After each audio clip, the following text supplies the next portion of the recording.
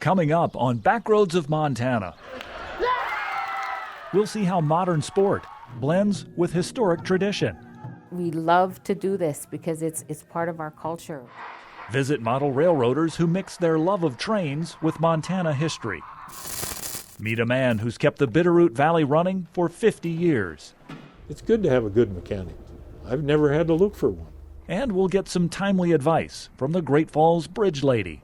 We have so much in Montana, and I hope we can hang on to it. It's a close call, but good stories are just around the bend. Backroads of Montana is made possible with production support from the Greater Montana Foundation, encouraging communication on issues, trends, and values of importance to Montanans. The Big Sky Film Grant and the University of Montana. Home is where Montana is my home. From mountain peaks to prairie lands, the places I have known. And I'm bound to ramble, yes, I'm bound to roam. And when I'm in off the road now, boys, Montana is my home. Welcome to Backroads of Montana, where we love to share stories of amazing people and places across our state. I'm John Twiggs. In this episode, we're exploring another interesting small Montana town, Lavina. Located about 40 miles north of Billings, Lavina was established in 1883 as a stage stop and a crossing for the nearby Musselshell River. Today, travelers rolling through this town of fewer than 200 people might not realize it's home to 3 separate buildings on the National Register of Historic Places. During the show, we'll explore what remains of these once prominent businesses, meet some of the people who helped preserve them, and discover the generosity that keeps the town going. Our first story is all about the spirit of giving. In many native cultures, the practice of the giveaway ceremony to honor someone goes back centuries. In northeastern Montana, on the Fort Peck Reservation, the tradition continues, with a modern connection to sports.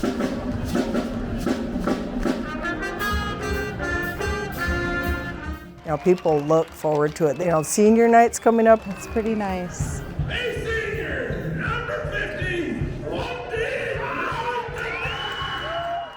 Before the game, there's a tradition unique to the Fort Peck Reservation. These families are waiting to take the court for a celebration centuries in the making. I just love those colors. So this is number 1. Ramey Growing Thunder is one quick quilter, no matter how remote the location. Where we live out here in northeastern Montana is the boonies. She's piecing together history And it's going to go right here. that blends 2 worlds. The Weechakpi Owija, and that means star quilt. This mother of 3 is sewing a star quilt for her middle son, but he's not going to keep it.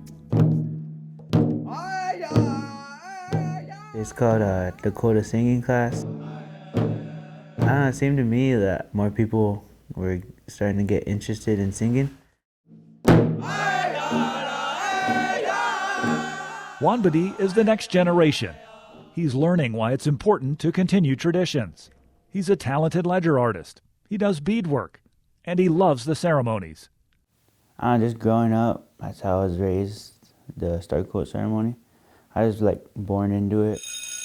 After class, it's off to basketball practice and a sports connection to this tradition. It's Wanbadi's senior year, and at the last home game, it's a chance for student athletes to honor someone by giving them a star quilt. It could be a friend, an inspiring teacher, or one of the coaches. He's got in his mind who he's going to give the quilt to, and we'll just see it the night of senior night. Back at work, Ramey is the director of the Language and Culture Department for the Fort Peck tribes. I'm known as Hihawaha Chankawi, which is Owl Shield Woman in my Dakota language. She also learned from her parents the importance of carrying on traditional ways. Her mother is Navajo, and her father Dakota. Growing up, Ramey absorbed it all, learning 3 languages. That explains me in a nutshell.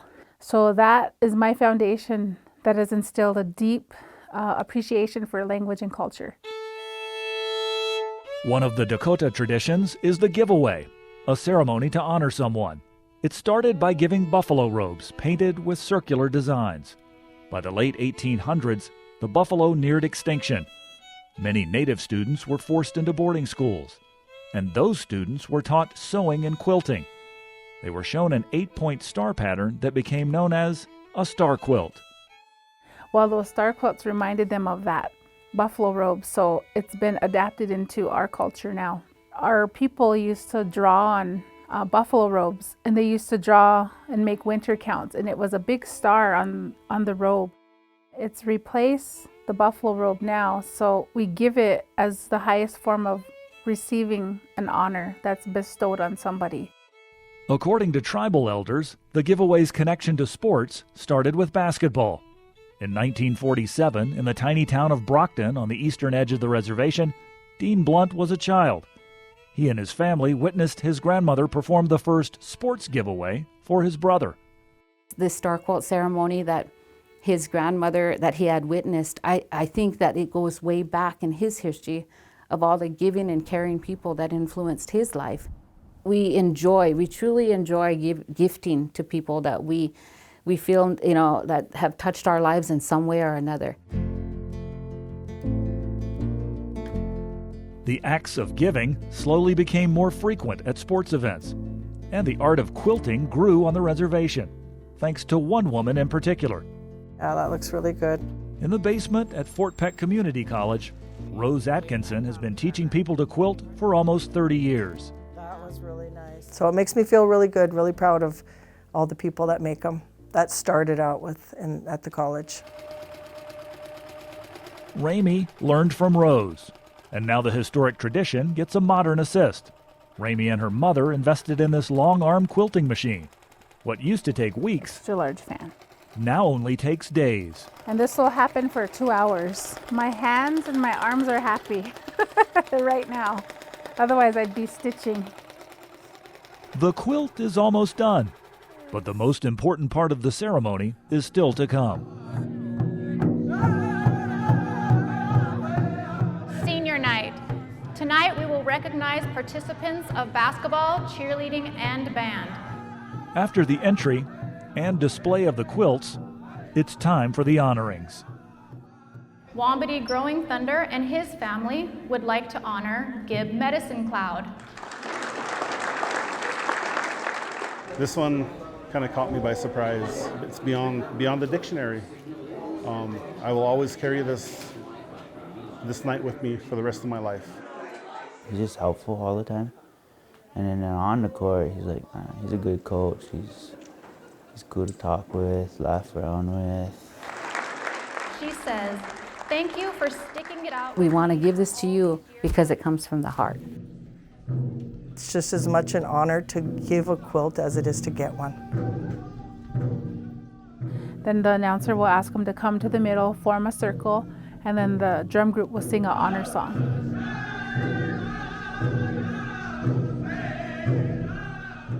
The star has energy, so that spiritual energy is within that quilt. We believe when a person receives the quilt, they get that honor. The Star Quilt ceremony isn't just for sports. It can honor a variety of special occasions and good deeds. But if you want to see an even bigger, colorful display, check out a district or divisional tournament where multiple Native teams participate, like this one in Malta. As we continue our tour of Lavina, the town's centerpiece for many years was the historic Adams Hotel. Built in 1908, the hotel reflected the boom and bust of the area. The colonial revival-style building offered luxurious amenities for travelers. Opulent sitting rooms, a lavish dining room and bar, and plush guest rooms. But when hard times hit, few guests could afford to stay in the extravagant rooms, and by the mid-1920s, the Adams closed. It changed ownership several times. Raymond Berry lived in it for 14 years and started the restoration until he passed away in 2015. The building now belongs to the granddaughter of the original owner. She's had the foundation fixed, the exterior painted, and has high hopes for the future. But I would like to see someone else come along someday and who loved the loves the hotel and has a vision of their own for it and can implement that vision with funds, and let them take it over. Meanwhile, though, I'm going to keep working on it and trying to get grants and donations. In its prime, the Adams was considered the finest hotel between Minneapolis and Seattle for travelers on the old Milwaukee Road railroad line. The railroad influenced our next story. Trains played a big part in Montana's growth and development, and that inspired model railroaders. We went to Helena to see an incredible layout that takes us from city to city and combines the railroad and history.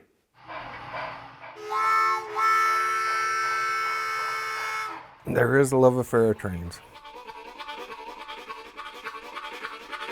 Trains are big, they're powerful, they're noisy, they are important. A lot of people are sentimental about the railroad that they saw when they were a kid or whatever that isn't there anymore. Yeah, leaving the depot in Helena.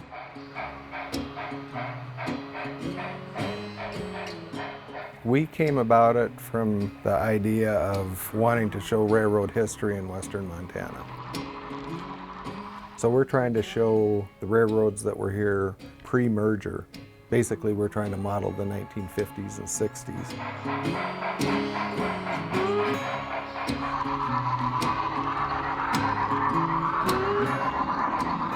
Mullen Pass, when you're in the tunnel, you're going over the Continental Divide.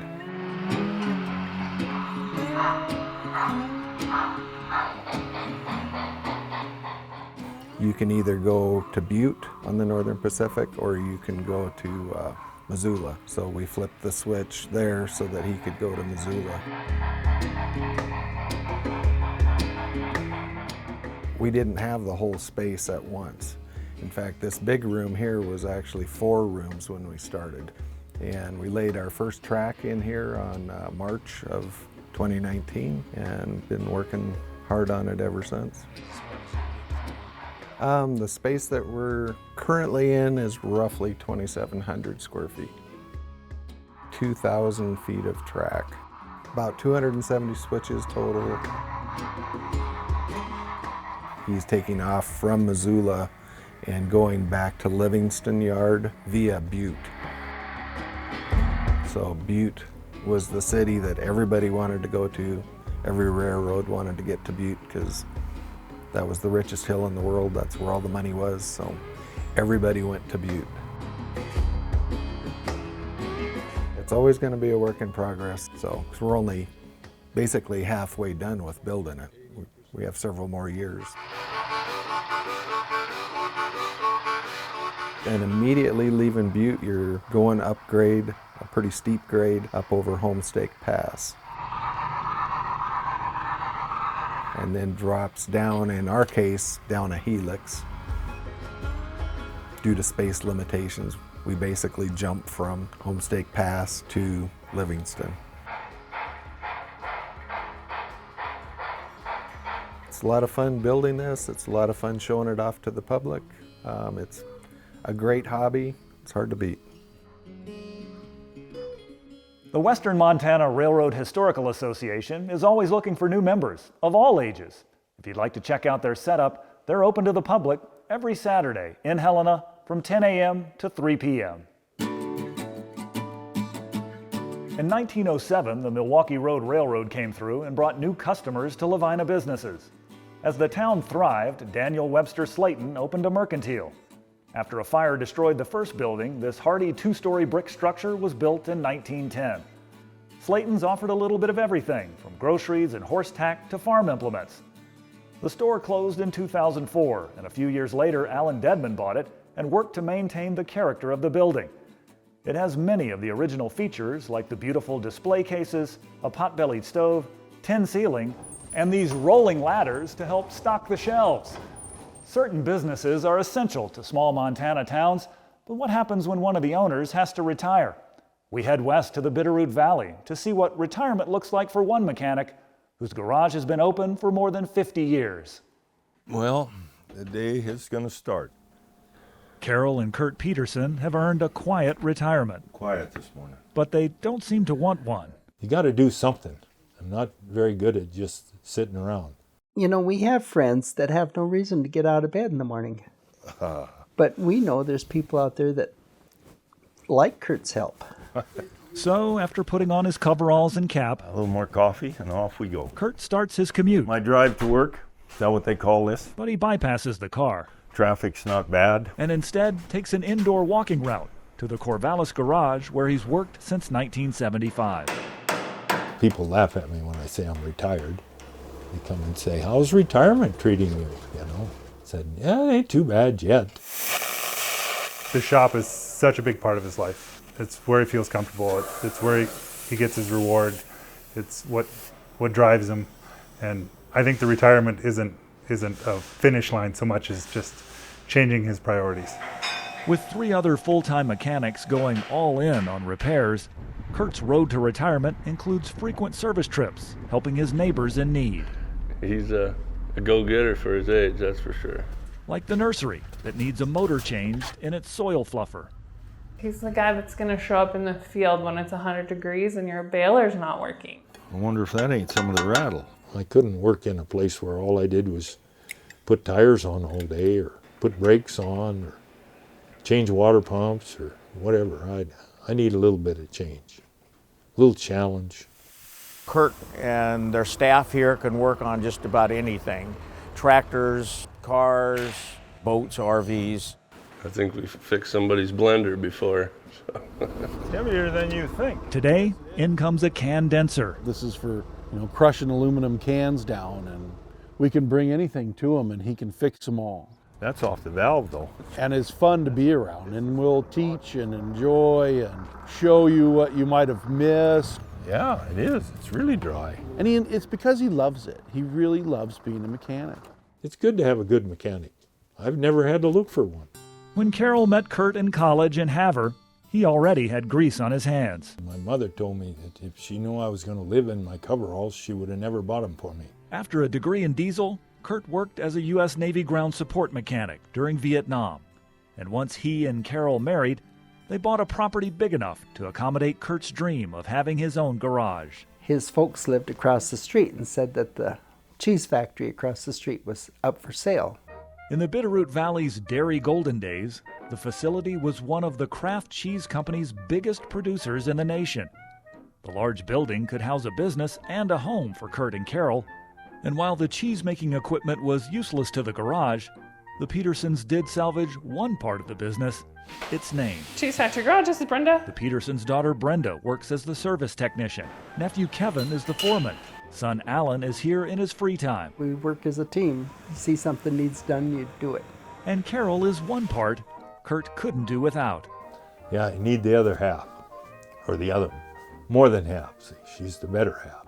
She does the books, and she cooks. Apple pie without cheese is like a kiss without a squeeze. So when the shop closes for lunch, the Petersons make efficient use of their hour break. They're usually quick meals so we can take a nap. You gotta have a 10-minute nap. My dad used to call it 22 and a half. I always laughed at him for it, but I'm taking them now. I run out of gas if I don't now. Maybe the joy of retirement is knowing you don't have to work, but you choose to put on the coveralls anyway. I can still get up and come out here. Best I can say. Or maybe I don't want to come out here. I can do that too, but usually I do. I come out. Even though the garage is no longer a cheese factory, you can still catch dairy delivery trucks pulling in. Kurt's team services a fleet of vehicles for a creamery located in nearby Victor. In the early 1900s, as Lavina started to grow, it became clear the town needed a bank. This 2-story wooden frame, built in 1908, was perfect for a new financial hub. The Bank of Lavina helped homesteaders and ranchers through difficult times. But like hundreds of Montana banks in that era, it couldn't survive the continued drought, and it closed in 1923. The building later served as the post office. In the early 2000s, the local Masons, led by Raymond Berry, worked hard to preserve the structure and earn status on the National Register of Historic Places. It now serves as their Masonic lodge and an important community gathering place. Our final story is about an important community member. In fact, she's considered a Great Falls icon. We're off to central Montana to see how she achieved that distinction by her efforts in saving another Great Falls icon. Great Falls Councilman Rick Tryon is on record as saying, "Look up the definition of citizen in the dictionary, and there's a picture of Arlene Reichert." You're a citizen, it means you're invested in your community. You step up, you contribute, you bring your talents to the table in any way you can to make the places that you live in better. And Arlene certainly does that. Arlene's first good look at Great Falls was from Milwaukee Road 117, steaming south into town. It was 1945. She was traveling from Buffalo, New York, accompanied by her mother, Ann Cohn. Back in Buffalo, Arlene had already graduated from high school, taken the bulk of her nurse's training at the local college, and met her future husband, Rick Reichert, a farm boy from Laurel. Rick had just returned from Europe, where he served as crew chief on a B-24. Only a pilot could personalize the nose of his aircraft, so Rick did the next best thing. Arlene made many successful runs over Germany. The big Pratt & Whitney engine would not be the last thing named for Arlene Reichert. After the war, Rick returned to Montana to marry his sweetheart and fish the Missouri. He was waiting at the depot when Arlene stepped down from the train. While Rick finished up his military service, Arlene decided to finish her nurse's degree. But in 1945, married women were not accepted for training at either Great Falls Hospital. So, the couple started a family. The struggling newlyweds couldn't afford a car, and when she went into labor, Rick and Arlene walked to the nearest hospital. I had a few labor pains along the way. I was leaning against the lamppost. I remember Rick says, "My gosh, people are going to think you're drunk," you know. But she was worth it. Cheryl was followed by 3 boys and another girl. Rick built them a modest home by hand and became captain of the Great Falls Fire Department. Arlene got a job at the McLaughlin Research Institute to help make ends meet. Those were the happiest years for the family of 7, but it was short-lived. Daughter Claire was only 9 years old the last time Rick threw a line in the Missouri. The happiest times for me were with our family when my father would take us camping. And I lost my dad at a very young age. And my younger siblings were never able to experience that kind of joy. Those were the hardest years. Thankfully, Arlene's duties at the Research Institute increased, along with her salary. That helped, and her growing interest in local politics, spurred on by her mother's sage advice, buoyed Arlene's spirits. She said, "You may not be interested in politics, but politics is interested in you." In 1970, Arlene ran for the state legislature, but lost. Once again, fate intervened when a year later she was elected as a delegate to the 1972 Constitutional Convention. Constitution delegates were not allowed to already hold public office. Frankly, that was the highlight of my political life. So, losing meant winning for me. Arlene was one of 100 delegates. Their goal? Replace the state's outdated constitution. Its very first words promised opportunity, equality, and liberty for all Montanans. It's always been Mother wanting to do the right thing for the right reason. It hasn't been about her or her ambition or her seeking recognition. It's been doing the right thing.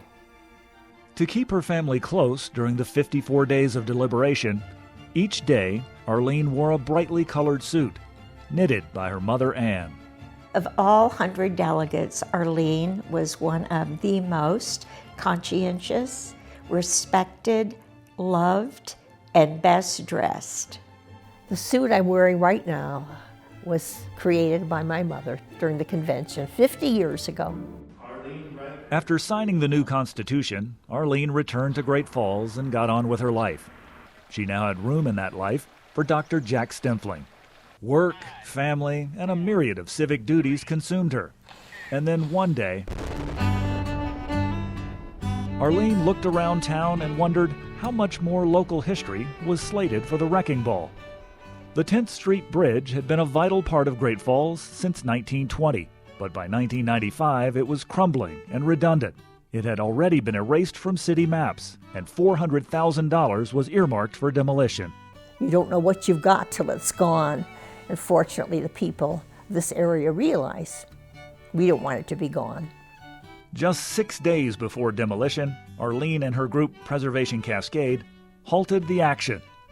The bridge was added to the National List of Historic Places, and that $400,000 earmarked for removal shifted towards restoration. Arlene now found herself knee-deep in paperwork and a little controversy. And one letter to the editor actually said the bridge should be destroyed and blown up with Arlene Reichert on it. Today, the bridge stands firm, linking both sides of the popular River's Edge Trail. It's become the symbol of Great Falls, showcased everywhere, and all without a single cent of taxpayer money. In fact, the only thing coined is its new name, the Arch Bridge, the Arlene Reichert Community Heritage Bridge. Now it's time to help save the Montana Constitution, a cause close to each of the 10 remaining delegates. And let's just protect our Constitution so it's here for future generations, many future generations down the road. Still, when it comes to her most valued contribution, Arlene's refrigerator door says it all. Here is a family that appreciates and knows what it's got. Mother, great-grandmother, friend, citizen, and as revered journalist Chuck Johnson noted, a Montana treasure. We're here in Great Falls, and I look back and I think about Jeanette Rankin, Mike Mansfield, Alma Smith Jacobs, the first black librarian in the state of Montana. And you've got to add that name, Arlene Reichert, to that list. She has brought the energy, her intelligence, her passion to our community, to our state. I'll say this, if Alma Smith Jacobs and Jeanette Rankin were alive today, they'd want to hang out with Arlene Reichert. Arlene still lives in the handcrafted house that Rick built 75 years ago. She shares it with her oldest son, Greg, who keeps a watchful eye on his mother's health and happiness. Well, that's all the time we have for this episode. We'd like to thank Alan Dedman and Catherine Thayer for giving us a behind-the-scenes tour. While the town of Lavina welcomes visitors, the historic buildings currently are not open to the public. We also like to thank you. We appreciate the great story ideas you share with us. In fact, all of this show's stories were submitted by viewers like Rich Peterson, Pat Doyle, and Phil Madison. If you'd like to join that list, follow us on Facebook and drop us a note. Or you can write to us at Backroads of Montana, University of Montana, Missoula, Montana, 59812. We've got more great stories to share and 2 lanes to travel. I'm John Twiggs, and we hope to see you out on the backroads of Montana. Montana is my home. From mountain peaks to prairie lands, the places I have known. And I'm bound to ramble, yes, I'm bound to roam. And when I'm in off the road now, boys, Montana is my home. Coming in off the road now, boys, you know I'm heading home.